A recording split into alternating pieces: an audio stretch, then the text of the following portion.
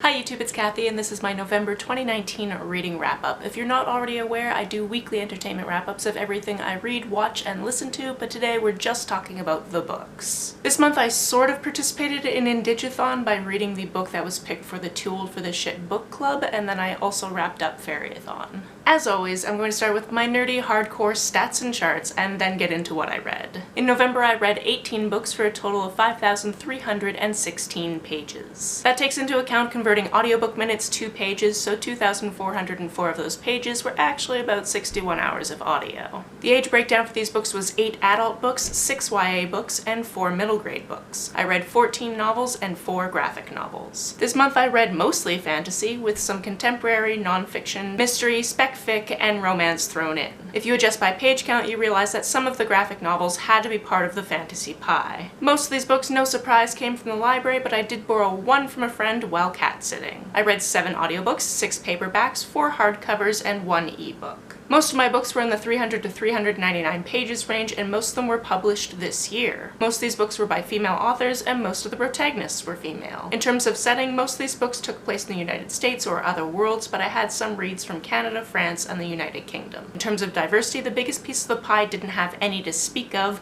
Others had intersectionalities, as well as queer rep and books involving race and disability. In terms of star ratings, this month I had 1 2.5-star book, 2 3-star books, 3 3.5-star books, 5 4-star books, 2 4.5-star books, and 5 5-star books. Let's start with the lowest rated read and work our way up to the highest, shall we? My 2.5-star read for the month was Umbrella Academy Hotel Oblivion.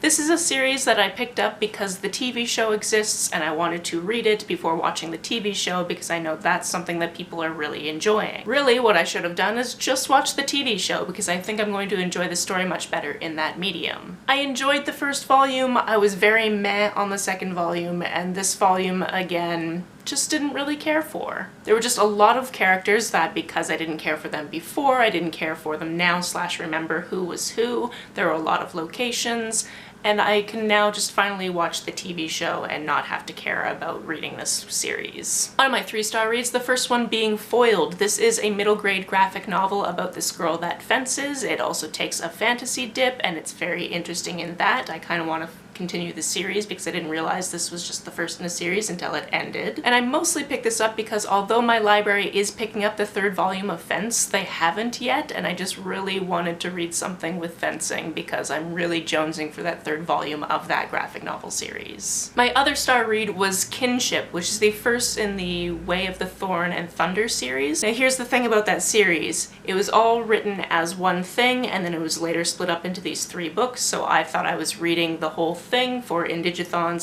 / Too Old for This Shit book club. I was just reading the first book. I will have to read the other ones. I actually have the second one on my nightstand right now. No idea when I'm going to get to it because tomorrow starts the Queer Lit Readathon, as well as the Reindeer Readathon, so I've got lots of plans for December, but hopefully I will get to that before having to return it to the library. In any case, this is a fantasy book heavily influenced by the author's Indigenous upbringing and Indigenous mythology in general. I found parts of it very difficult to get through just because they were kind of the journeying parts and not a lot was happening on the page between characters.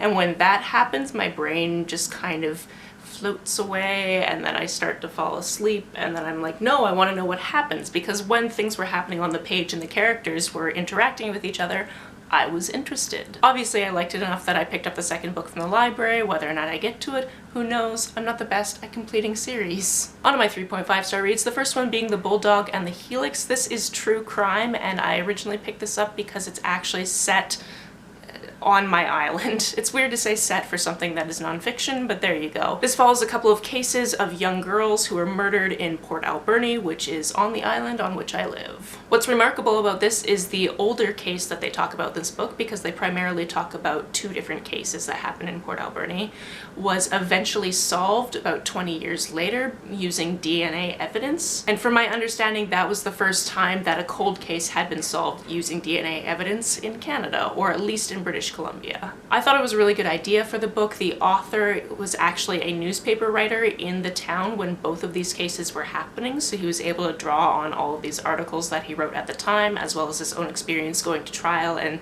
seeing these things play out. I didn't find the structure really worked for me. It went back and forth between the different cases quite a lot, and it got to the point where I was kind of just confusing things. I did like that it delved into a little bit of the science behind things, and we got to see a little bit of the perspective of the science coming to British Columbia. So it was interesting. It just wasn't a completely enthralling read for me, and I think that's mostly because I truly love narrative nonfiction, and I shouldn't fault this for not being that, but it wasn't, so it didn't completely work for me. My next book was This Is How You Lose the Time War. This is the speculative fiction I read this month, and I read it because Cece really enjoyed it, and I figured I should pick it up just based on that recommendation. This was an absolutely beautiful love story between two women who were time travelers for different corporations, and that aspect of it I really loved. When we got to see them writing letters back and forth to each other, I really loved that. However, there were sections of it where we would see the two different characters, Red and Blue, describing how they were hiding their messages to each other in random places in time and space, and they'd be messages like in a certain code within like the lava formation that happened, and they just knew that that person was going to go to that different time and space and somehow be able to decode it. And there was so much of that every time there was a letter written, at least in the first half, that although it was beautiful language, I found myself going, I don't really care, I just want to read their letters back and forth to each other. Obviously I ended up enjoying this overall. 3.5 stars is not a bad rating, but I didn't enjoy it as much as I was anticipating. My last 3.5 star read is Tunnel of Bones. This is the second in the Casty Blake series by Victoria Schwab, the first one being City of Ghosts. This is about a preteen girl named Casty Blake whose parents are ghost hunters, or at least they are on this TV show where they're going to different haunted places around the world and doing interviews in different haunted places. What they don't know is the imaginary friend they think she has is legitimately a ghost, and she can go beyond the veil. Being the second in the series, I'm not going to talk too much about the overarching plot, but I really enjoyed that we got to know these characters a little bit more. I really like this series because I like the kind of spoopy things, and I like the idea of going to different haunted places and just seeing the haunted content that you would have for like tourist things. I mostly picked up the first book because the first book is set in Edinburgh, which is my absolute favorite city in the world, and I actually used to run ghost tours there, so it was a little piece of my heart, and I'm just going to continue the series as it comes out because I have nostalgia. On to my 4-star reads, the first one being another middle grade in a series. This one is called The Minor Third. It's the third in the Magic Misfits series by Neil Patrick Harris, and I actually listened to this one, which I don't think I listened to the other two. I'm pretty sure I read them physically, and it was nice because not only was Trey Hall a great narrator, but every once in a while Neil Patrick Harris would come in because throughout the book there are different magic lessons and you could learn different tricks, and he was narrating those, so that was a nice touch. The Magic Misfits series is a series about 6 friends who are all magicians, and there's something weird going on in their town where this big bad is doing these things and they're trying to stop the big bad. That is the overarching idea of the series. What I really like about this series is all of the books so far have a different protagonist. So this one focuses on Theo. He plays the violin and he also levitates things, which is super cool. As you might be able to guess from the title, The Minor Third, some sad things happen in this one, which makes it a brilliant title for the third book in the series, and it all comes together as to whether or not the Magic Misfits should stop being a group, because obviously this big bad doesn't want them to and is going to target them if they are still together. These books are full of mystery and friendship and inclusivity, and I highly recommend reading the series. My next 4-star read is a memoir. It is called High School, and it is by Sarah and Tegan Quinn. If you've been around my channel for a while, you probably know that I don't listen to a lot of music. I will listen to music, but I don't follow it very closely. However, this is a band that I've actually seen in concert more than once. In fact, I've seen them in concert on more than one continent because my best friend is a huge audiophile and a big fan, so I've gone to some concerts. This memoir is specifically focused on the years that they were in high school. They are a Canadian duo from Calgary originally, and they did a lot of LSD in high school, let me just say. If you didn't know, Sarah and Tegan are also twins, so obviously they always had each other growing up, so there there was talking a lot about the twin dynamic and how they are very, very different people from each other, which caused a lot of fighting. There were so many chapters where they were just screaming at each other in the most adolescent ways, because it's like, you hang up the phone, it's my turn to use the phone, and it was back in the 90s where you only had the one phone and all of that type of thing. So it was interesting to revisit that. It's interesting to see what their high school dynamic was, even though they're about 6 years older than I am and they grew up in a different city than I grew up in, because I grew up in a small town in BC. It was interesting to see kind of these dynamics and these very high school things and them doing a lot of drugs. That was not part of my high school experience. This was also the era before cell phones and before digital cameras, which is very much what my high school experience was like. It's also my understanding that this book came out at the same time as them releasing a record, possibly of the same name, where they redid a bunch of the songs that they actually wrote when they were in high school. Throughout their time in high school is also when they realized that each of them is queer, and we got to see what coming out or trying not to come out looked like at that point. I thought it was a fantastic memoir. I listened to this as an audiobook, which was an excellent idea because every once in a while some of the songs are interspersed and you're actually hearing recordings that they made when they were in high school, and then there's a nice interview at the end between the two of them, which I really enjoyed. Next we have Two Can Keep a Secret by Karen M. McManus. This is also about twins. That's weird. Okay, that just worked out. This is about twins Ellery and Ezra. They have to go live with their grandmother in this small town they've never been to before because their mother has to go to rehab. Their mother is also a twin. However, when she was in high school, her twin actually disappeared and they don't know what happened to her. So they're going to this small town where their mom grew up, and she doesn't like to go because her twin disappeared from there. And then some weird things start happening. On top of the disappearance of that twin, about 5 years previous to the plot of this, there was actually a murder. And then there's somebody in the town making it seem as though there's going to be some more murdering happening, which obviously nobody is here for. This is narrated in two different points of view. First Ellery, who's one of the twins, and then Malcolm, who is actually the little brother of the boy they thought murdered the girl 5 years previously, but he was never charged and never convicted. This was a pretty well-written mystery. There were a couple of points where I had to wait for the characters to catch up with what I had already figured out, but there were some nice twists and turns I didn't see coming. This is the second book I've read by this author, and I always enjoy them, so I'm going to see if she has any more books out and read those in the future, or just read her future publications should she publish more. Next, for the Fairy-a-thon, and the first thing I actually completed this month, was The Wicked King by Holly Black. This is the second in the Folk and Air series. The third one just came out this month, which is why we were reading all of these old ones, because Queen of Nothing just came out, and I will talk about that later in this wrap-up. Obviously, being the second in a series, I can't talk too much about plot because it ruins things for what happened in the first one. What I can talk about is I really enjoyed the power dynamics. There's a lot of politics in these ones, which I don't always follow the best or really care about the most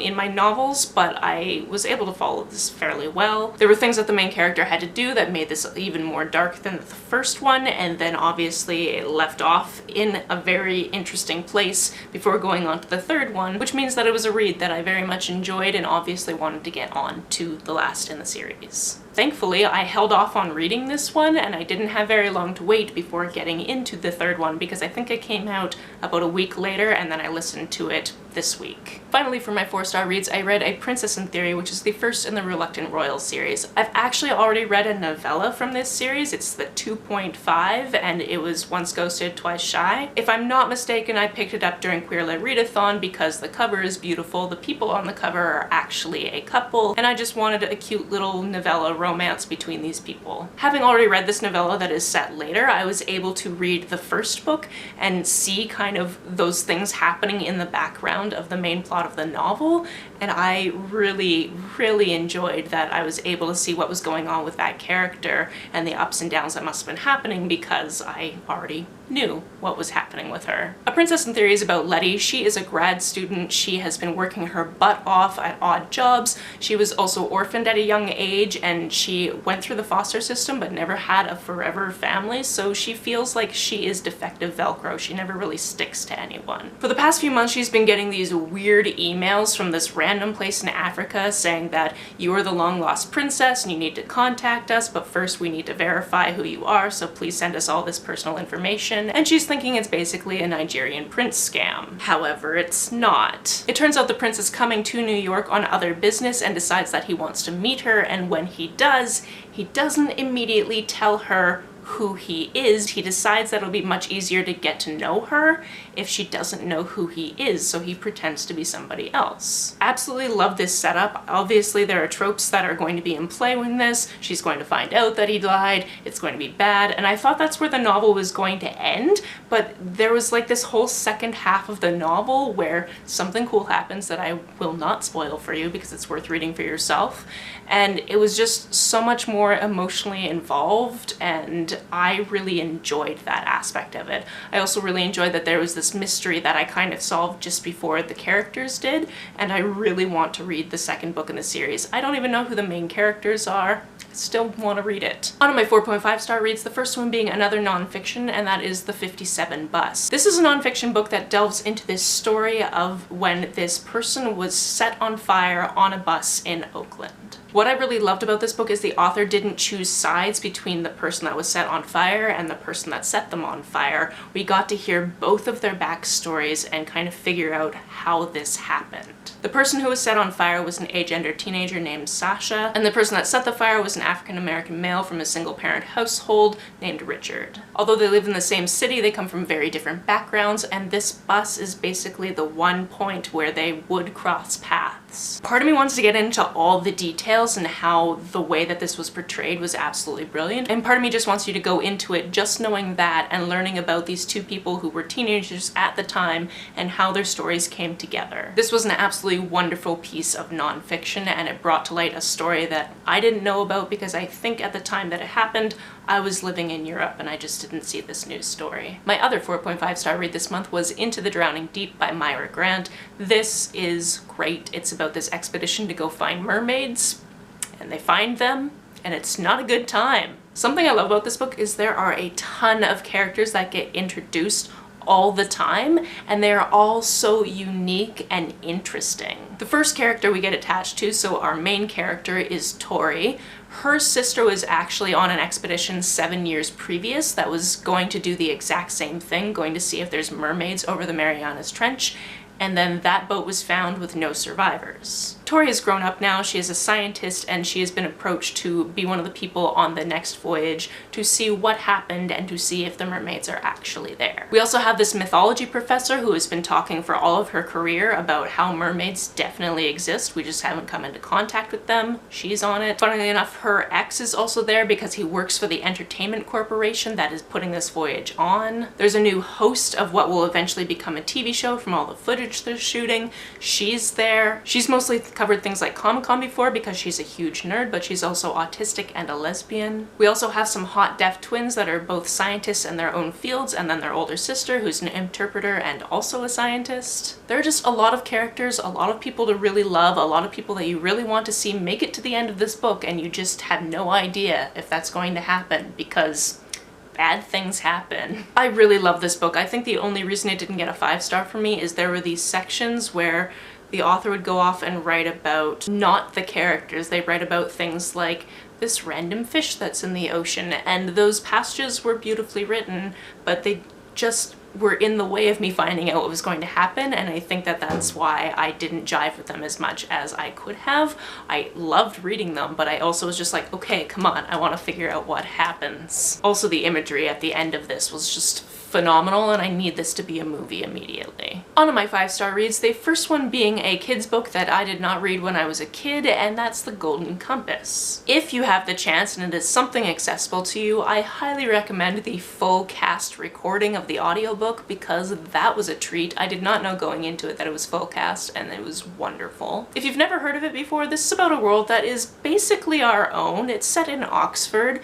However, everyone has a demon, and these demons take the form of an animal. When you're a child, your demon can shape-shift into different things, but by the time you hit puberty, it gets to the point where the animal reflects who you are as a person. Our main character, Lyra, is an orphan. She's been put at this college, basically to have them bring her up, although there are some town kids that she gets to hang out with. She's also a little bit mischievous, so she hears something she's not supposed to hear while she's hiding in one of the rooms she's not supposed to be in at the college, and adventure ensues from there. I can see why this is an absolutely beloved children's series. I can see why I'm going to have to continue the series because it leaves off in a very okay, what the heck is this adventure going to look like from here type of place. This is very much about friendship and adventure and this different world that is so close to ours, as well as scientific discovery and people that are just despicable. And there's just so much to be intrigued by. My next 5-star read is from an author I'm pretty sure I've always given 5 stars to, and that's the Tea Dragon Festival. Katie O'Neill just draws the cutest things in the absolute entire world, and I absolutely loved this story. This is a companion story to the Tea Dragon Society, and it takes place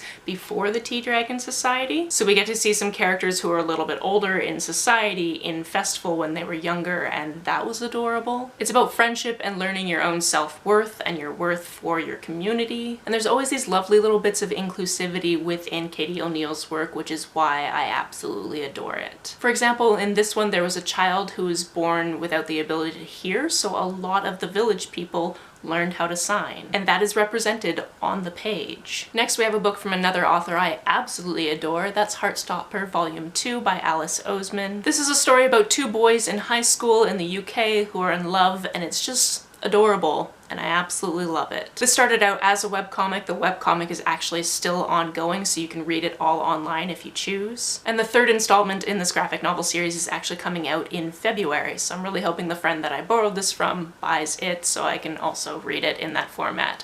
I like reading webcomics, but there's something even better about holding them in your hands. Penultimately, we have The Queen of Nothing, which is the last in the Folk of the Air series. I thought that this was a wonderful conclusion to this series. Again, it's the 3rd book in the series, and I have read a lot of installments of series this month, so it feels like a lot of my time in this video has been me being like, this is not the first in a series, so I can't tell you anything about it. But sometimes that's just how the month goes. What I can really tell you about this one is, in the first book, I did not ship Jude and Cardan whatsoever.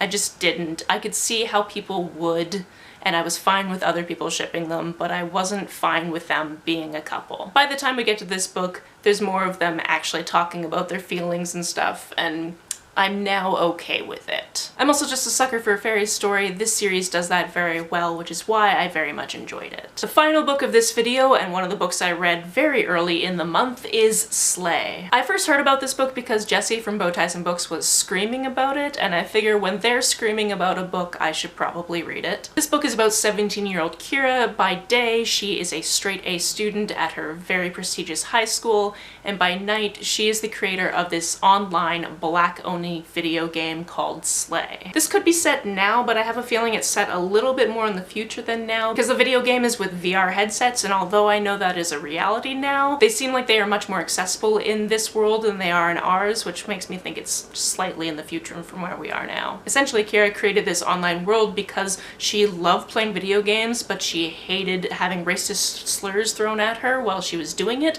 so she created her own online world. To join this game, you have to get a password from somebody who's already there, and the game itself very much has to do with black culture. No one in person knows that she created this, her family has no idea, and then suddenly there's people trying to break into her game, calling her racist for making it a black-only thing, and things happen that everyone should read, so that's all I'm going to tell you. Because I'm not a gamer, I went into this wondering if all of the game mechanics and game talk was going to be too much for me. I've seen other people play similar games, not on VR, but similar enough games, and I think that's all I really needed to get into this world. This is another book that I would be so happy if we got a good movie adaptation, because it was visually stunning within my head, so people with actual talent could make it look really good on screen. If you want to hear me talk more about these books, or other books for that matter, my weekly entertainment playlist is always linked down below. If you've read any of these, please let me know about it down in the comments below. On the way down to the comments, if you hit that subscribe button, that would be very nice of you. You can like and share this as you see fit, and I will see you very soon. Bye!